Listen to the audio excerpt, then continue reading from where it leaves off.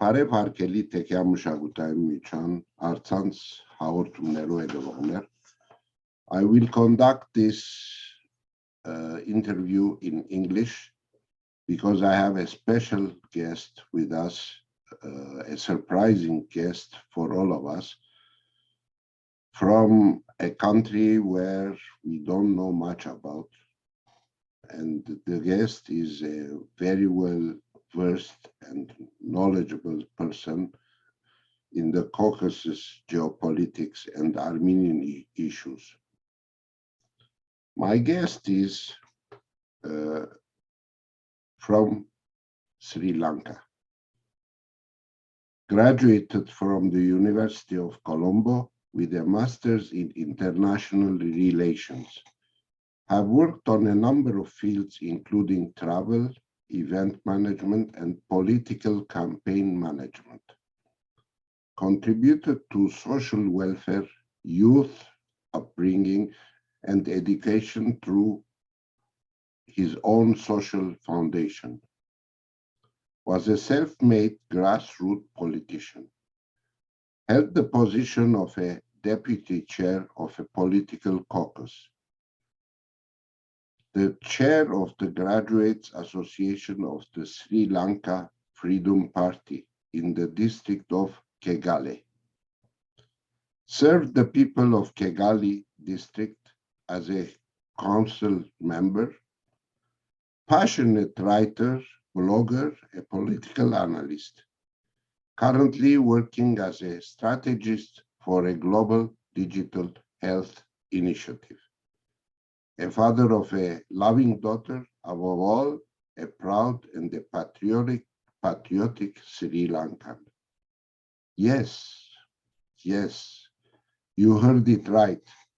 He is a Sri Lankan, very well versed in Armenian issues. I invite my guest, Danuka Dikwella. Danuka Dikwella is a Sri Lankan who I met recently, and he is my guest today. Hello, Mr. Danuka. Welcome to our show. And let's start. This interview will be done in two parts, having a very rich content. So it will be a two-part interview. So let's start, Mr. Danuka. Welcome to the Tekean Cultural Association webcast show. Thank you for being with us. Hello, Danuka. Hi, Atos. Ayubowan. That's how we greet in Sri Lanka. The meaning is may you live long. So Ayubowan, Diatos, and all the spectators, may all you live long. Thank you. Thank you so much for inviting me. Thank you. Can you elaborate a little bit more about yourself?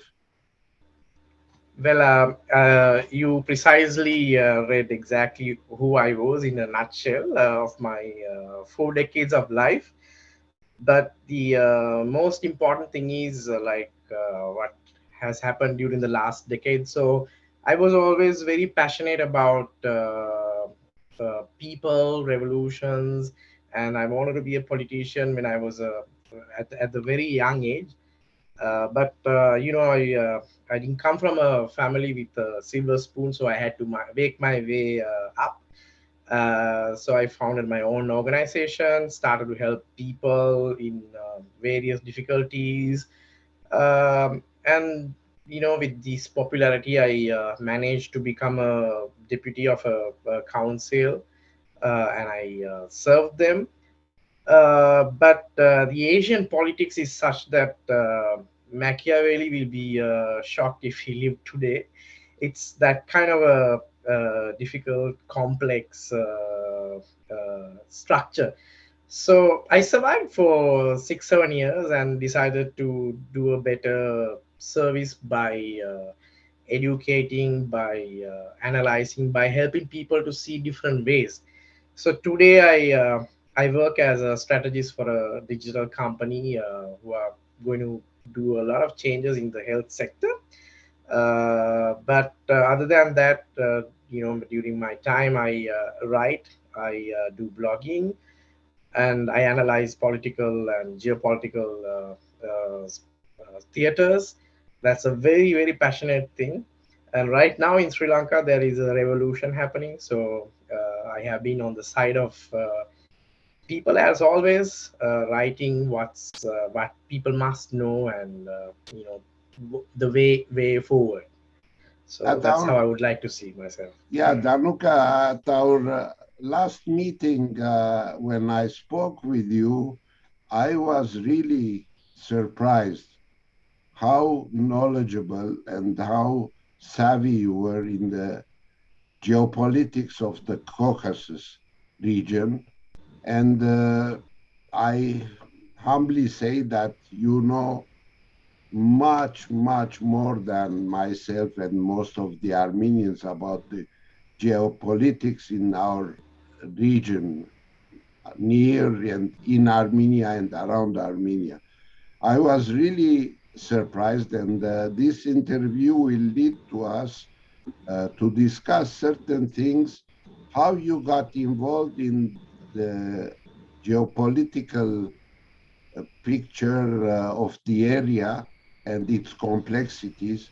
So, can you elaborate how did you get the interest in knowing so much about the intrigues and the details of that complex region of Armenia and its surroundings? Well, we grew up during the time of the Cold War. I'm an 80s kid, was born in 1980s. So what we read was mostly the Soviet literature, and we had a huge, how would I say, a nostalgia towards that era. But conflicts in the world has always attracted my attention, and but in the post Soviet space, especially the first Karabakh War and all the other conflicts, kind of made a remarkable impact on my life. I was still very young at the time the first Karabakh War happened. So the one reason what I've seen is this region of Caucasus has always been a place for big empires. From the time of Alexander the Great to everybody has marched through these lands, and I was so passionate to learn how from the great king, the king of the king, the Tigranes, if I pronounce it properly, who ruled the great Armenia, having its borders for expanding for three seas, the Caspian, the Black, and the Mediterranean, and from that to what it has become now. Uh, so the region of Caucasus was one of the reasons I was interested in this conflict. And then when I read the history of Armenians, I found so many similarities between them and Sri Lanka for a number of reasons. The amount of invaders they faced, and how they survived as a nation, and the language, and the alphabet. Just like the Sri Lankans, they have an alphabet and a language that is so unique to them. So for me, the Armenians all resembles what we are, who we are, and we survived against greatest odds for 2,500 years in a very busy geopolitical space, and so did the Armenians. So it inspired me as to how these people are so resilient, and how they fought back to survive and to thrive. So uh, whatever happens in Karabakh, in Armenia, in Caucasus, have always been a thing of interest for me. Yeah, for us Armenians, as well as myself, I never thought that Sri Lankan would be so interested in our history. Uh, and I was surprised to know also that you are not alone. as a Sri Lankan interested in the Armenian history, the past and the future. I am really very happy that there are people who are supportive and knowledgeable about our issues. Uh, uh, I have once we have spoken together, you have submitted an interesting article to our ADL media, to the Mirror, Armenian Mirror Spectator. You submitted an article talking about the 44 day war of Artsakh. Can you tell me about that article that you submitted to the Mirror and it was published and with surprising readership? Can you elaborate on that element? Yeah, first of all, I think I must be very thankful to you and the community who took an interest of this article. So the article was named as from Susha Declaration of Susha to uh, the allied interaction. So basically, it was an analysis of how the region will face, how the Armenians will face their nemesis. Uh, like the Karabakh war, for me personally, how I saw it was a very unfortunate situation for Armenians for the greater part. Thousands of young Armenians had to spare their lives. So this article was focusing on the power struggle, the power shift, and the reality of Caucasus. So basically, yeah, the declaration of Susha or Sushi was a way to consolidate the Turkish uh, power on the part of Azerbaijan over Armenia and Karabakh. But the unthinkable happened when the Azari president traveled to Moscow and signed something called the Allied Interaction, where he more or less agreed to toe his line with the Kremlin power. So basically, whatever he tried to project as the Turkish influence in the Caucasus, Turkish influence in the Karabakh, was null and void after this. So I wanted to showcase that although the like the nostalgia for the Ottoman time is still prevailing, contrary to that, the ground reality is that the Russian world is very much concerned, and they will not allow an like a Turkish outpost to be back on their back. So what I wanted to show the community and the world is that this is a troublesome place where there could be another conflict at some point, because if you look at the Balkans and the Caucasus, the conflicts never ends, because the animosity is among the communities, and the cultural divisions are eternal.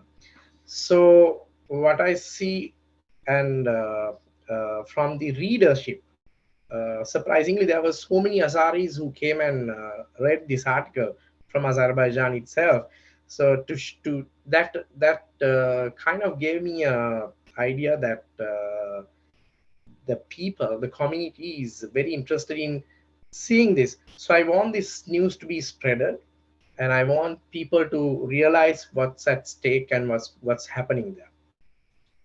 Well, the you mentioned that the article was uh, full of analysis, how the war was done and what was the outcome. the outcome desired by the Turkic association was not achieved as how they desired, whereas the Russian paw was came in and put the paw in the area, and now they are very well settled in the Karabakh region, and they are the protectors of. So they are present now in uh, Azerbaijan or Karabakh, and what Azeri or Aliyev wanted to achieve, he has not been fully achieved after the 44-day war. Now, the intriguing part is that your article has been read and by many Azeris as per your analysis. And when you called me and said that there are so many people from Azerbaijan following your article, that's an immense success to for your article, for the blog, and the article in the Mirror Spectator. So this is a good thing, and I congratulate you. You gave us the opportunity to expose a view, non-Armenian view, coming from as far as from many other countries. So what I would like that let's elaborate a little bit. What do you see after the outcome of or the situation right now? It's chaotic as far as I know. We know that the country Armenia is under the influence of the worldwide geopolitics, and what will be the outcome for Artsakh? Well, first of all, I would just like to stress on one thing, like you precisely said. I wanted the world to know how the war concluded, because the Armenians fought a great battle, but uh, in fact, it was not a fair war. The reason is the Turkish power, the Turkish technology, and literally the like the Syrian cannon fodder. They were bringing mercenaries and the weapons that were used. So it was a very how would I say, a war against two odd parties. Armenia was by themselves. They didn't have support. They didn't have the latest weapons to counter the drones or the killer drones, the loitering munitions, and the brutality that was released upon them was unimaginable. So uh, I think if you look at the reality at that time, I think the Russians didn't really intervene on behalf of Armenians using many technical terms.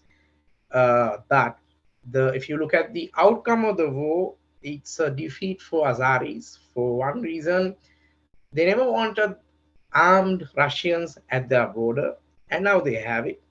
And you can give it any name. You can call it an Azari victory, Turkish flag on Suja. You can call it anything, but the reality is that Russians control the whole scenario, and it's a big defeat for Asaris and Turks. They got some lands. I agree. There are fields they acquired, but it's a big strategic defeat because you have Russian soldiers manning the entire region.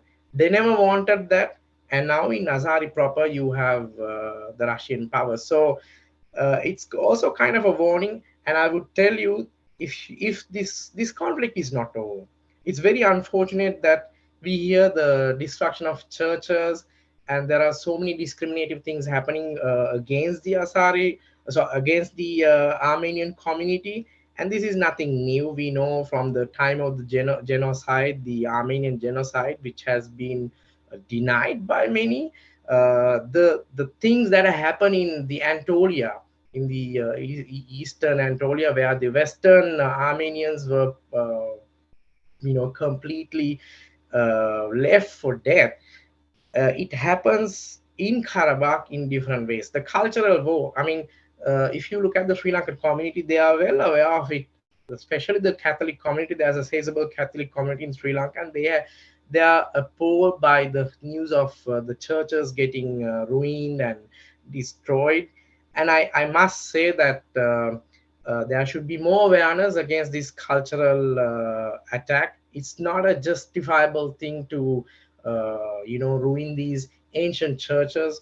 It stands for something. Forget the religion. It's a cultural sign. It's a cultural symbol. It belongs to humanity. It's not just Armenians. It belongs to everyone. So uh, people should know. The world should know. And I'm happy that the Azerbaijan people are reading the blog more, and they are aware of the reality. You can do many shows, many TV channels, and try to say it's a victory, but it's not a victory. So they must really know the reality of the ground.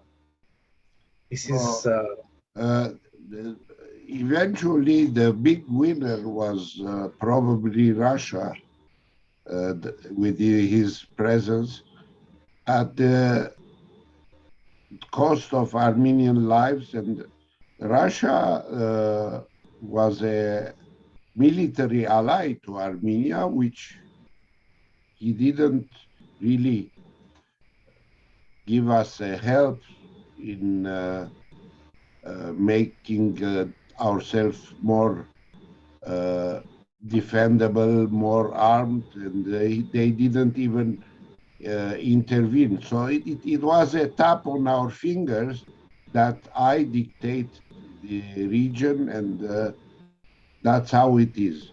Now, what is the next step? How do we achieve peace? Will there any be peace in the region? And what will happen to the 120,000 of Artsaksis who are living right now in the reduced Artsakh? first and foremost. This is my thinking now. If you look at the pre-genocide period, the ARF, the Armenian Revolutionary Front. Now, there was a discussion about the upcoming Caucasus operations. This was before the First World War. So, unfortunately, at that time, the ARF was like in agreement with the CUP or the CPU, the very very killers of them, and they agreed to. The Young Turks, Young Turks. Yes, correct. So they agreed to support the like the country that they remain. Now the irony is that finally it was this very group who killed and maimed thousands and millions of Armenians. So the Armenians have to collect themselves and see what is really happening, who is really in charge, and what are their leverages. So they have to be united. That's the first thing. They have to be united, and they have to have a national policy towards achieving certain goals.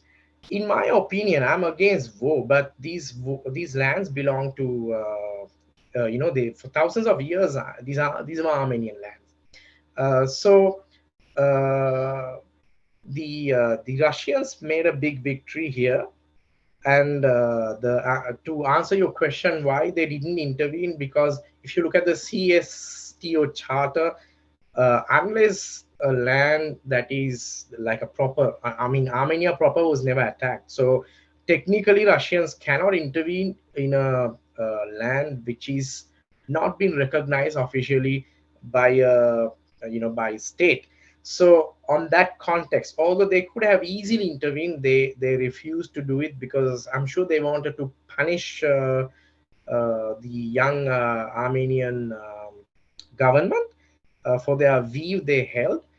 Uh, But the world is not a fair place after, so we have to understand uh, what is our background, who is behind things, and how to play the cards properly. Your best analysis is the Palestine Israel zone.